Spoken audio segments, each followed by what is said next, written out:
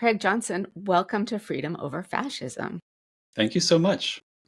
I'm so glad to have you. And before we get into it, I want to just let everyone know that you are the author of the book, How to Talk to Your Son About Fascism, which is available now. And you're also the host of the podcast, 15 Minutes of Fascism, Yes. which Yeah. sadly is relevant, as you say. Yeah. Um, The tagline's always been a sadly topical podcast. right. Sadly, very sadly. We've moved this podcast to be talking about the information war and the chasm between our side, which is anti-fascist, fact-based, values-based, and their side of lies and disinformation. And we talk a lot about creating an independent media ecosystem and trying to compete, at least provide an alternative to the hermetically sealed right wing and information ecosystem. Um, and you're writing about some of the people who get sucked into that ecosystem. So I'm just going to read a quote from your introduction, and then we'll go from there. You write, by chance and by the dictates of the YouTube algorithm, he being a young man, found himself falling down what he came to call the right-wing rabbit hole. He began to see more and more videos and other content that seemed to speak to him directly, as he was young, white, male, at the top of practically every social hierarchy, but recognizing none of the benefits from it. This content told him that his problems were caused by women, people of color, by Marxists, and by Jewish people. I would love to hear about your book and why you wrote it. Just putting out there that I have a 17-year-old man-child, and so it's particularly relevant, although I don't have fears for my son turning to the dark side. Good. But yeah, tell me about why you're writing this and everything you found out.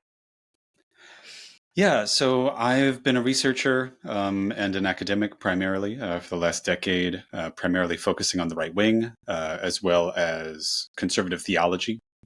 But when I finished my PhD, I wanted to translate that research into something that was useful for people, something that people could read and something that people could get something out of. Um, And I'd spent, decades telling people that I studied fascism and, in bars or in restaurants and meeting people at parties. And they would be terrified. They would be like, well, what do I do? What am I supposed to do? And I decided like, well, I should be helping people out in this capacity. I should be using this expertise to help people turn the world back from the brink. And often people were asking not for like movements they could join or organizations they could be a part of, but things that they could do by themselves, things they could do in their everyday life. And walking young men off the plank, like walking them back, right, is one of the clearest things that you can do. It's one of the most helpful things you can do, because contemporary fascism in the United States and also around the world, we're seeing exactly the same patterns in Europe, in South Asia, in South America. Fascism needs young men. It needs young men to join their organizations. It needs young men to be cannon fodder, essentially, to put their lives on the line, to be willing to risk arrest when it comes to their like protests and their violence. Mm-hmm. And also, fascism sort of uniquely appeals to young men because of the messaging that fascism gives, and also because of the way that young men's brains worked. That was the thing that I learned the most. I didn't come into this with a psychology background, but the reading that I did and some of the discussions that I had with people who were experts in primarily in violence and extremism talked a lot about how the way that young men's minds work, and young people's minds in general, is that they are physically incapable of understanding long-term risk in exactly the same ways as adult brains can. And so when presented with the proposition of putting their lives on the line for something that they believe in, they are more willing to do so than people who are older. I And so guess that's why one of the main revolutions are fought by the extremely young. Yeah. Yes. This is why when you watch a movie and it's about war heroes, the person who's going to jump on the grenade, well, it's probably somebody under 30. Right. That's congenital. Like that's Right. just like part of how the brain works. So we've got brains of young men, and already given where we are today and the conversations about gender, it kind of strikes a little bit of a, a, a discordant note to me, because gender's so fluid. What about young men, cisgender young men, makes them so interested in these kinds of movements? Yeah, you touched on probably the biggest discomfort that I had in writing this book. I wrote it about, the title is "How to Talk to Your Son About Fascism." That's partly provocation. Right. I thought that people would look at that and be curious, but it's also real. Fascism does primarily appeal to young men. I am a feminist. I, am a part of many communities where people have differing, varied, diverse gender expressions. And so writing a book that was about masculinity specifically was a little bit of it was a little uncomfortable. And the justification here is, it's that fascism specifically appeals to young men. And I mean that in two senses. Fascism is appealing to young men specifically, and fascists intentionally seek out young men. And those are for two different reasons. Fascism is appealing to young men because, as an ideology, it is not about fact. It's about feeling.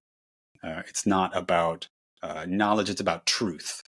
It's not about theory. It's about action. Like, why aren't we doing something about this, right? Fascism is about speed and power. Fascism also, uniquely of all the modern political beliefs, doesn't just believe that violence can be potentially useful to achieve a goal. Fascism believes that violence is good. It's good for you and it's good for the world for you to be violent. And so when young men experience or feel violent impulses, they want to wrestle or spar or participate in conflict, combat sports or something like that. Fascism says, yes, you have a home in the world. You have the home in the political world for this. There's a reason that fascism emerged primarily and originally in the early 20th century from veterans. Mussolini was a veteran. Before he came up with the word fascism to describe his nascent movement, he called it a trenchocracy, leadership by the men who had been in the trenches. So that's why young men are themselves drawn to fascism. But fascism also intentionally appeals to young men, like seeks them out, partly because of what I was saying before about how fascism needs young men to do the dirty work. It needs them to go out on the front lines, risk their lives, beat people up, get beaten up, shoot, be shot at. It needs people whose brains are willing to take those risks. Right. And like you were discussing earlier, and like you've been discussing throughout your podcast, in the contemporary world, fascism has intentionally produced a disinformation environment in order to try to suck in as many people as it possibly can. And this is through big major podcasts. This is through meme campaigns. It's also through just like everyday conversations. What in 2016 Donald Trump unfortunately referred to as locker room talk, right? All of those are part of the same disinformation ecosystem. And part of what the book is telling parents is that, like, you hear your kid repeat an uncomfortable joke, a friend comes around that you don't really like, and to understand, like, them repeating one uncomfortable joke doesn't mean that they've become a fascist. But, like, if the patterns of their comedy start to change, if the patterns of the media they consume start to change, if their friend group starts to change, if that transforms in such a way that they become somewhat unrecognizable to you, that's a danger sign. that means that something could be happening, and that you need to pay attention to it. I imagine that's a danger sign for a number of different things that are sort of Yes, intertwined, it is especially very with much so so. many guns in our world. So, what is there a particular profile of a kid who would be drawn to this sort of ideology and of action? Mhm.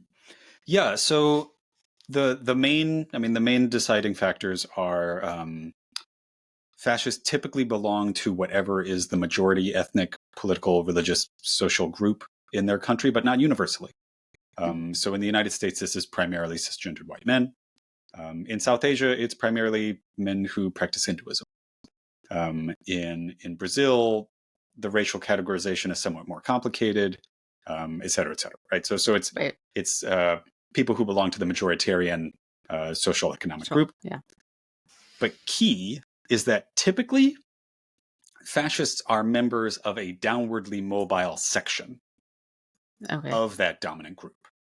So historically, and if we're talking about early 20th century fascism, mostly these were young men who were or who could have been part of a rising economic wave in the early 20th century. World War I stops that. And so they come out of it with PTSD, they come out of it with problems, they come out of it into an economy that is shocked and not working, countries And that are into a failing. flu, right? Yes, yeah, We exactly. always forget that We do flu often was forget right at that. the same time. Yes, Yeah. yes, yeah. So mass death, mass economic problems. Um, they looked at the promise that they were sold when they were younger, and they say, like, well, this isn't going to happen for me. Right. All this privilege that people tell me I have, I don't feel it. Like, that's what they mean, right? Hmm. Um, and again, because they're adolescents, I wrote the book, I said, for parents of kids from 10 to 25.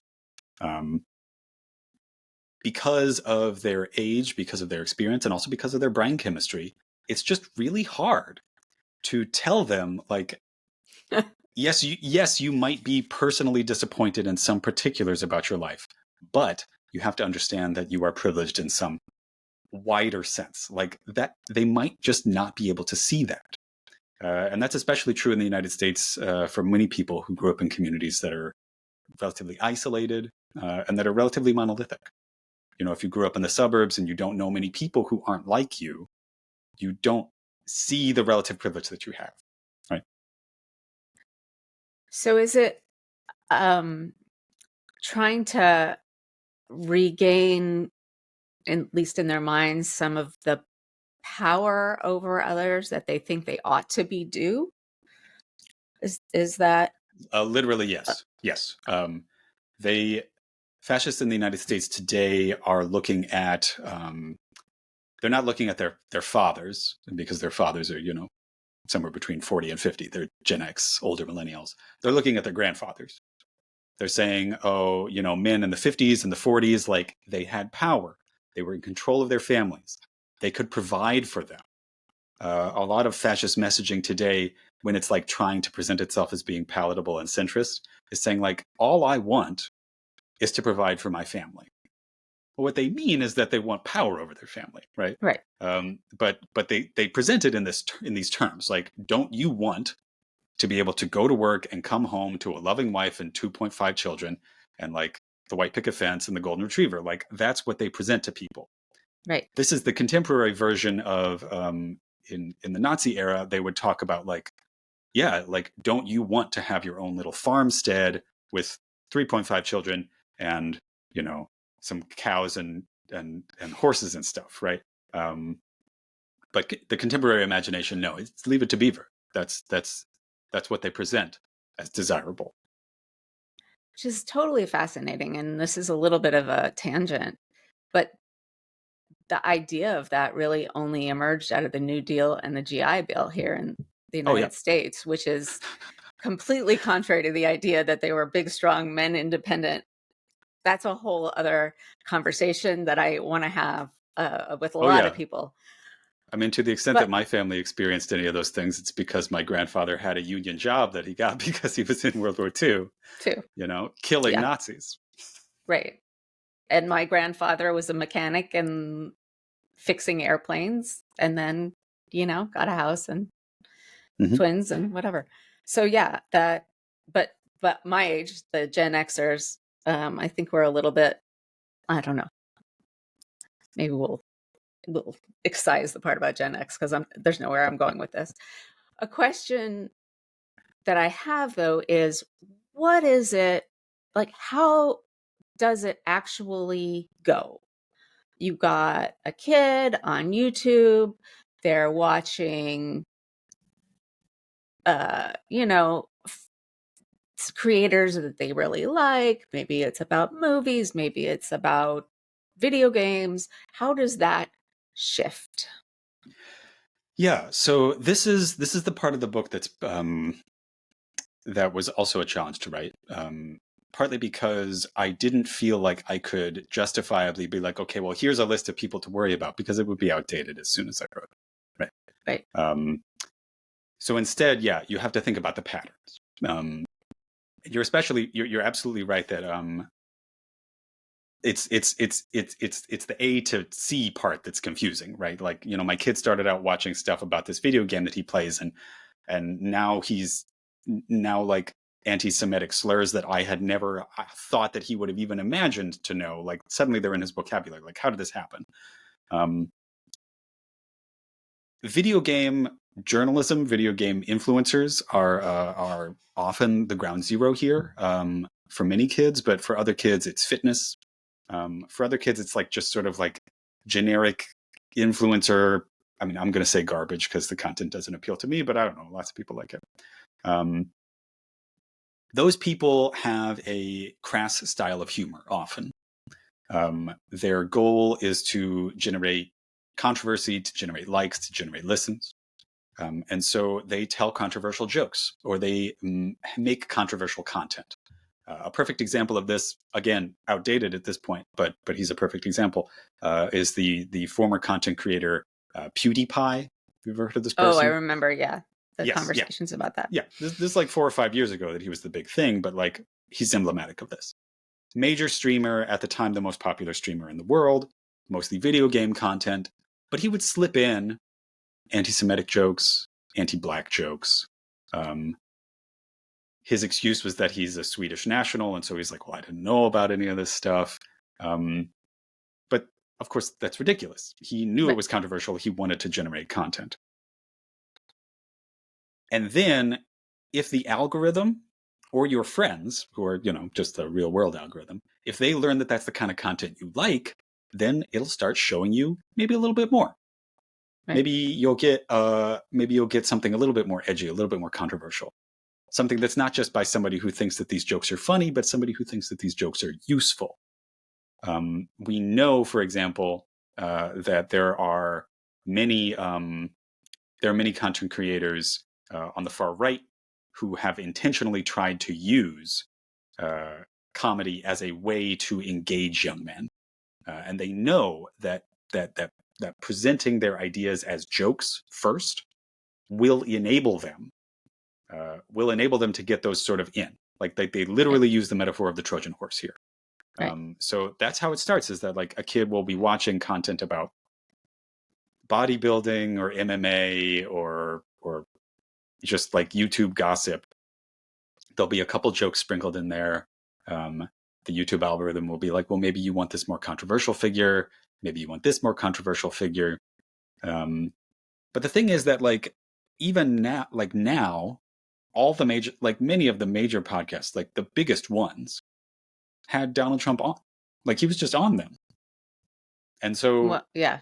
yeah, so like, you don't really have to go anywhere. If you were already listening to Joe Rogan, the most popular podcast in the world, then yeah, you just heard Donald Trump. Right. And like, maybe you got into Rogan because you were interested in MMA or something, but like, that's just propaganda. It's just right there. It's coming straight into your earbuds. Right. That one of the things that we've talked about here a lot is that we need to have our own influencers on Twitch, on YouTube, and talk about politics without talking about politics. Yeah. Which is essentially what this is, on the other side, and that we haven't learned how to match it. And part of that being like, having conversations like about toxic masculinity and about, I don't know, our values are lots of ways in, but hearing how the other side does it is actually helpful, because even though they're bad people, they're clearly successful at changing minds. They're very good at this. Right. And they've been doing it for a long time. Some of the more insidious of these right-wing influencers, the ones who are like actual fascists, whose names I don't really want to repeat because I don't want them to get more publicity. But these are people who operate on the creepier fringes of the internet. These people developed plans back in the 2010s to do this specifically, and it has worked beautifully, like beyond their wildest imaginations. And so, yeah, if we think about like how to get left or progressive messaging in front of young people, and especially young men, if we're trying to take them off the road to fascism, then yeah, we need ways to make it not a lecture. No, it needs to be fun. It needs to be Yeah. the, Minecraft video they're watching, or a Yes. Marvel. Okay, I'm just outing my poor son who on what he watches. Good Well, I thing don't is he know that doesn't listen to them. that's not going to be particularly identifiable. Minecraft and Marvel? No, Yeah. what are you talking about? But so okay, so these kids start to go down the rabbit hole. What's in the progression is from jokes to more extreme creators that maybe have mainline figures on them, because the right is much smarter about this than we are, and it gets reinforced. What's the next step in the progression? Yeah. So for most kids, that's probably where it stops. That's probably where it stops for most kids, is that now they're comfortable making jokes that they wouldn't otherwise. Now they might be crueler to queer people that they know. They might vote for Donald Trump or somebody like him when they come of age. That's probably where it's going to stop for most kids. Other kids get more and more involved in these communities, especially the ones that are online, and they start producing content themselves. They start making racist memes. They start making creepy shows. They start telling the jokes instead of just consuming them, right? And then for an even smaller number of kids, some of them will go from online, which just because harassment or violence is online doesn't mean that it's not real. Obviously, it causes massive emotional trauma, also incredible economic problems for lots of people. But for some kids, that will translate to real world activity. They'll end up going from watching some creepy stuff on YouTube, and now they're in some like weird Discord server where people are talking about organizing paramilitary trainings. And then maybe they go to one.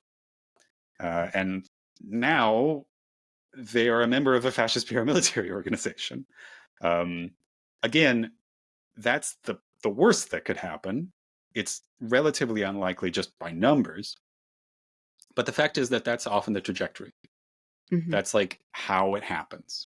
And so when I was writing the book, you think about like, well, how do you stop people in these paramilitary organizations? And it's like, well, historically, the only organizations that have ever stopped fascist paramilitaries when they get big enough to contest the power of the government are Allied Central Command and the Red Army of the Soviet Union. I mean, like that's what we're talking about here.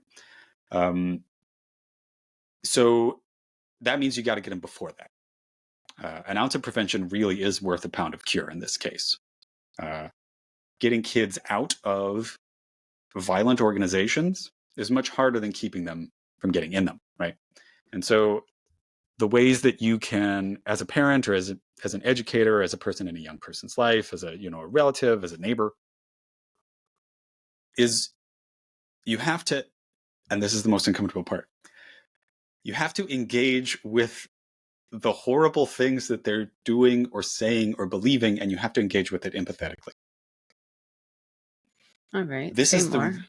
the reason that I wrote the book specifically for parents, because I was like, okay, when a stranger encounters a fascist person in the street saying some fascist crap, I will not, I refuse to ask them to engage with that empathetically. No, of course not. You should confront Well, them. you're lucky if they engage at all. Exactly. So who can be asked to engage with them as a person? Basically only people who already love them. That's basically it. People who've already agreed by virtue of bringing them into the world to be responsible for them. People who are already signed on to dealing with mistakes they make. And so in the same way that I feel perfectly comfortable saying like, okay, well, if your child has a drug problem, first you need to make sure that you're safe. You need to make sure that the other people in your life are safe. And then you try to help them get safe. And you can't do that by yelling at them. You have to do it with empathy. Right. It's exactly the same thing. If you have a son, a young person in your life who is falling into this trap, first, you have to make sure you're safe. You have to make sure that you are physically and psychologically safe. Second, you have to make sure that other people in the kid's life are safe. You know, if they have siblings, if they have neighbors, if they have friends.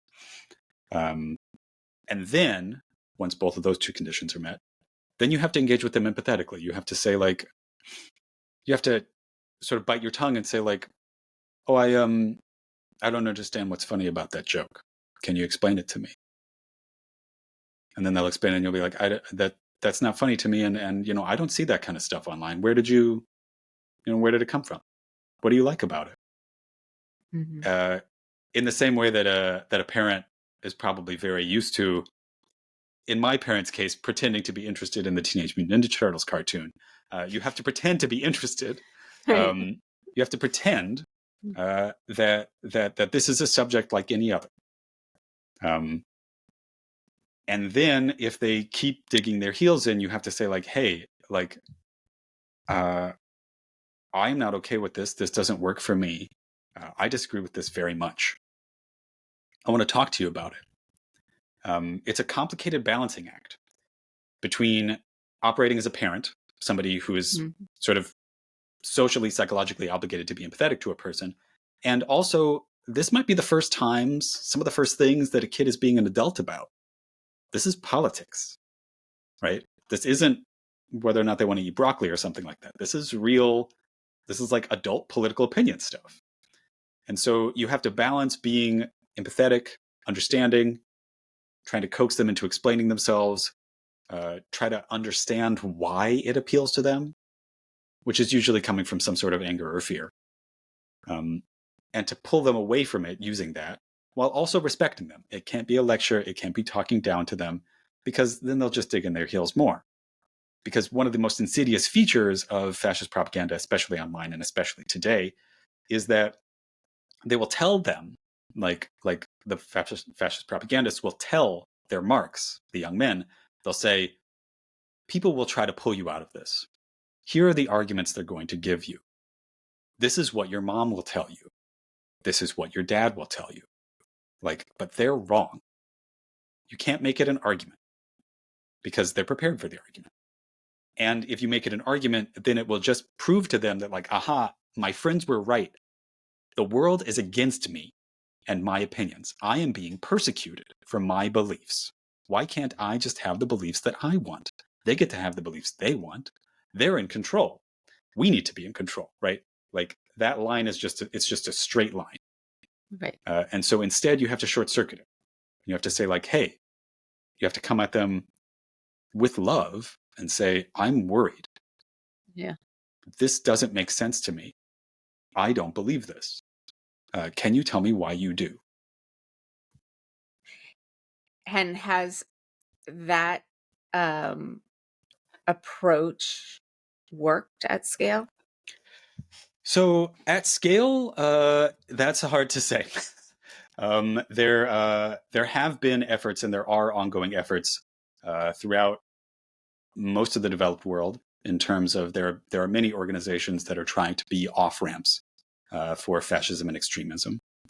A lot of these were founded back in the 1990s, and so they're sort of like originally about skinhead movements, like skinhead neo-Nazis. But what the skinheads were doing is it's peanuts compared to what the fascists are doing today. And their membership was significantly smaller. But when you read interviews from people both today and back in the 80s and 90s in terms of how they got out, this is what they say. They say, somebody in my family still loved me. Somebody in my family gave me a job that was outside of the movement. Somebody in my family kept inviting me to family dinners and just said, like, don't talk about that stuff, but you are still welcome here. That is hard. That's extremely hard work. That, again, I literally only felt justified asking a parent to do. I don't know about any other category of person that I could ask to hear fascist messaging coming out of someone's mouth and ask you to still love them. Well, I have so many questions right now. I mean, starting with the comment that for many teens, they will automatically take the opposite view of you simply because it's you. Um, and so that makes it harder. So I'm going to say my questions out loud, even though they can't be answered all at once, so we don't forget about it. One is the groups, is it more effective for someone who has been in the movement and gotten out to be also talking to these kids than just their parents? The second one is, what role do you think that COVID has played in terms of trauma? And is this different in red states as opposed to blue states? Basically, with the surrounding conversation and the accessibility of firearms. Yeah, those are all extremely good questions. The first question is about how this, whether or not it's more effective to talk with somebody who's been in these holes before, like to help you get them out of it.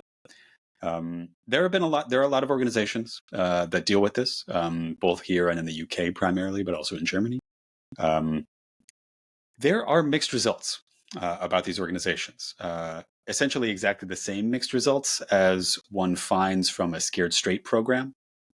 So if you're familiar with the Scared Straight programs, it's like the idea was like, oh, you would have youth who are sort of statistically or personally, or they've been identified as being at risk of being incarcerated.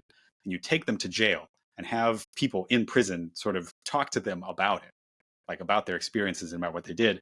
And the idea was that you would scare them and that they would turn away from that path. That's not how human brains work, though. Yes, yeah. The studies have shown that it's the opposite happens, in fact.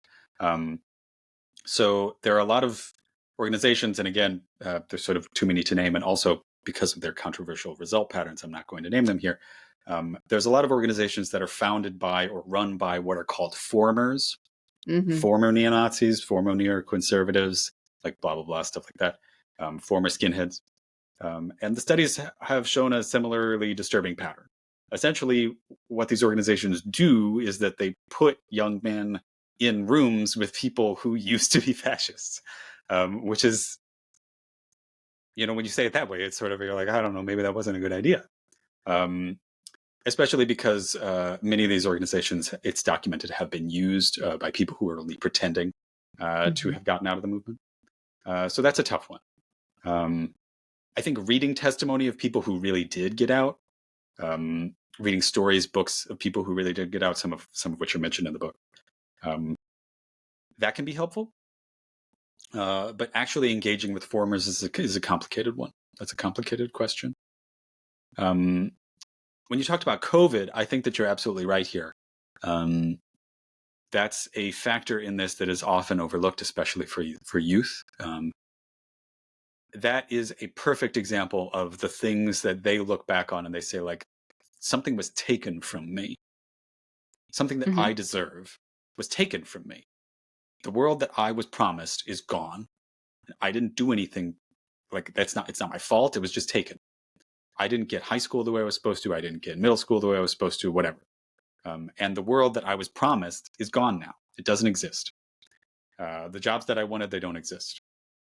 The institutions that I wanted to be in, they're gone.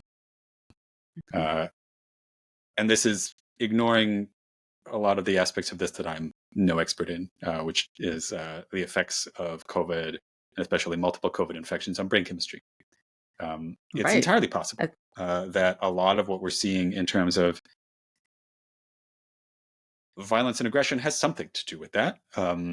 I don't claim to be an expert on that. I don't know anything about it, but I do know that that studies have shown that multiple infections with COVID do, in fact, change brain responses in many capacities. So, could that have something to do with it? I don't know. When it comes to the red state, blue state question, you're absolutely right. This is a major question here. The majority of the US population, especially the majority of the young white men in the United States, live either in rural areas or suburbs, as opposed to major cities.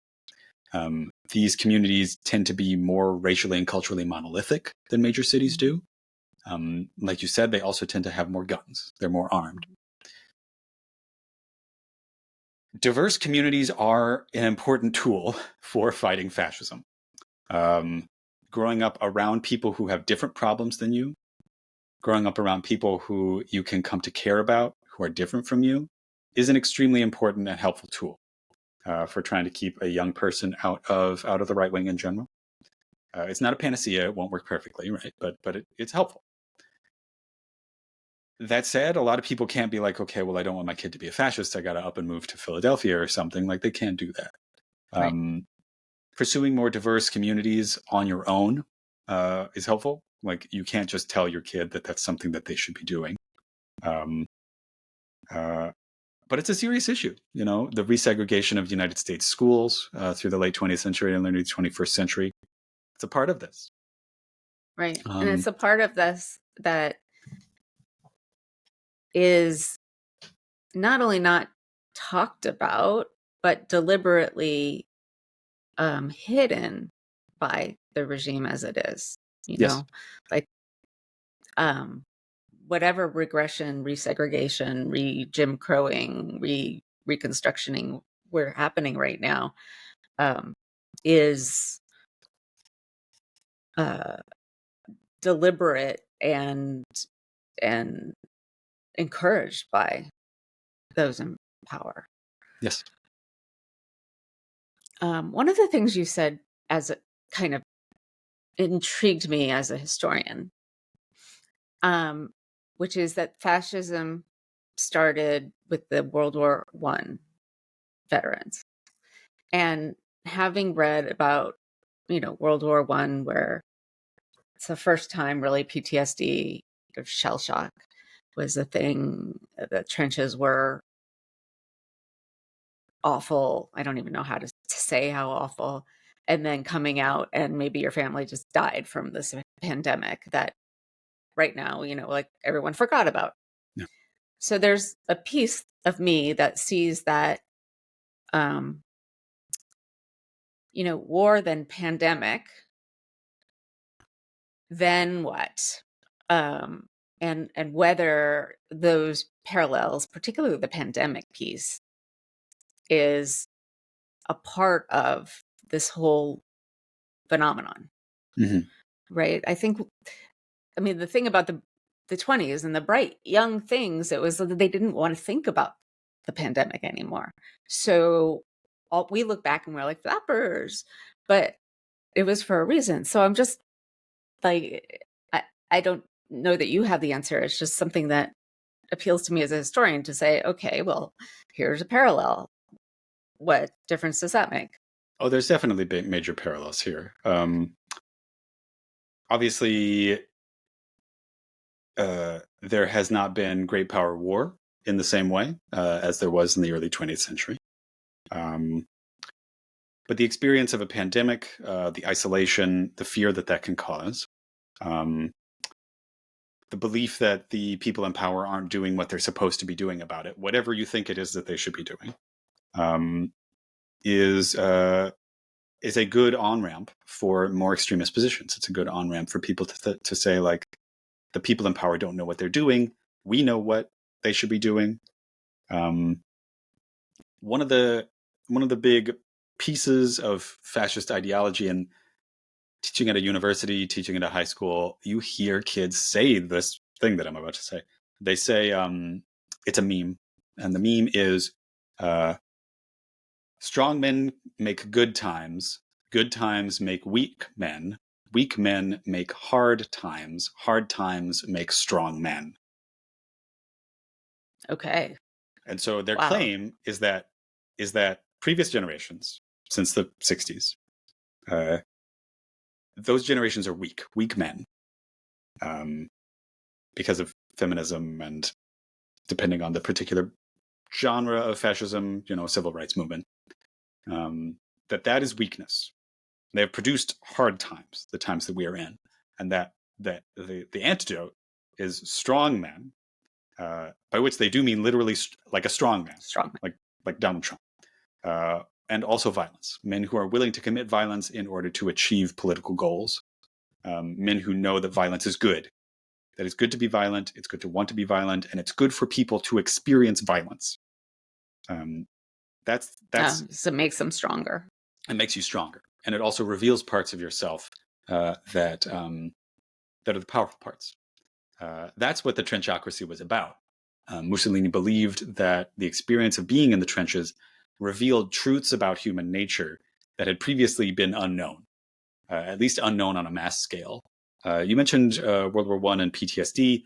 It's definitely true that World War I was the first time that, like, PTSD, I mean, they didn't use the phrase at the time, but, like, was understood as a mass phenomenon.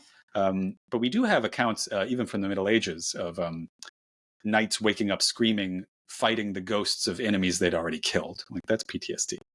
Right. It's a Yeah, factor. you can't have war and trauma without paying for it in some way. No. But the fascists believe that is worth it, that it produces men who are effective leaders. And so their claim is that they are a corrective. They're a correction for a bad direction that the United States has gone, that Western Europe has gone, that India has gone, depending on where they are. This is also why they use the metaphors of the Roman Empire all the time. They're always talking about Rome.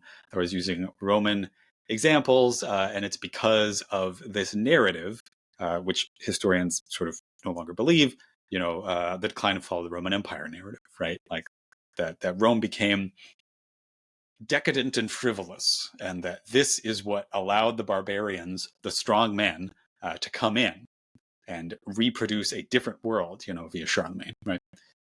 That's what they see themselves as. They see themselves as Charlemagne, rebuilding the world from the ashes. That's what they think they're doing.